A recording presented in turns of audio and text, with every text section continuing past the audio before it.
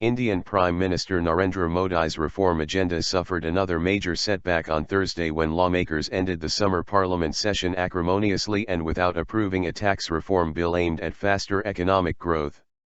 The Goods and Services Tax, (GST), bill is seen as low-hanging fruit among free market reforms as it has rare bipartisan support. But it fell victim to an impasse over allegations of impropriety against Modi's cabinet and party colleagues. The Indian leader's failure to secure Parliament's backing for the measure could push back more contentious bills such as labor and land legislation, which businesses and economists say are critical to create millions of jobs. No laws were passed in the upper house in the three-week session.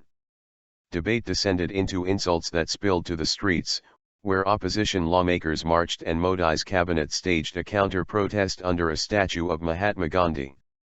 Finance Minister Arun Jaitley angrily said delaying the bill until the parliament opens in December will make it extremely difficult to meet a deadline to launch by April the new sales tax, which he says will add 2 points to economic growth. He held out hope of meeting the deadline, saying the government might reconvene parliament earlier to pass GST.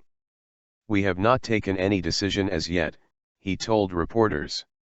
"We are determined and will make all efforts to implement it, GST, from April.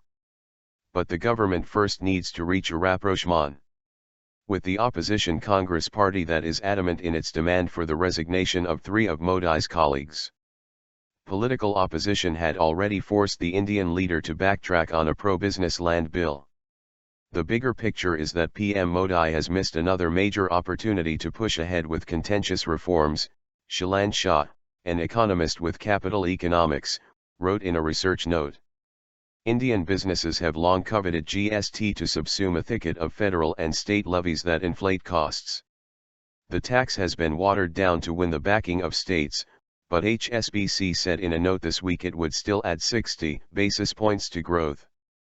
The Congress party, which lost power to Modi last year, championed the measure while in office. By scuttling the tax, for now, the party has denied Modi a victory ahead of his annual Independence Day speech on Saturday. The Congress party's repeated disruptions made the parliamentary session the least productive since Modi took office in May 2014. Modi has asked his lawmakers as well as ministers to launch a nationwide campaign against the tactics of the Congress party. "It's been frustrating for the whole country," Jaitley said. "This was a disruption without a cause.